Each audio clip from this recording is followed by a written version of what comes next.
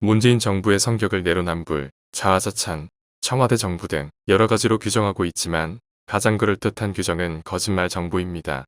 이토록 처음부터 끝까지 거짓말과 속임수로 일관한 정부는 없었습니다. 예를 들어보자면 이렇습니다. 문재인 정부는 코로나19 방역 과정에서 실책을 반복해왔습니다.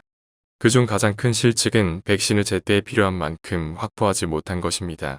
그래서 우리나라는 현재 OECD 국가 중에서 백신 접종률이 꼴찌입니다.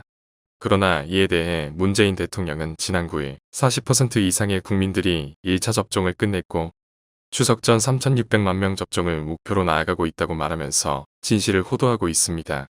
얀센을 제외한 모든 백신은 2차 접종까지 해야 본래의 예방 효과를 거둘 수 있습니다. 그런데 문 대통령은 그런 것을 아는지 모르는지 1차 접종률 상황을 강조하며 창피스러울 정도의 백신 접종 상황을 숨기고 있습니다. 이러다가 4차 대유행을 넘어 5차 대유행, 그 이상의 파국을 맞게 될지도 모릅니다. 이뿐만이 아닙니다. 문재인 정부 첫 해 50만 명 정도였던 노인 일자리는 지난해 77만 명 수준까지 늘었습니다. 이 통계에 대해 국회 입법조사처가 통계 왜곡 문제를 지적했습니다.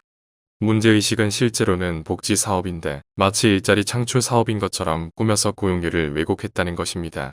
대부분의 노인 일자리가 단기 아르바이트에 가까운 일자리인데 마치 고용이 개선된 것처럼 꾸민 것입니다.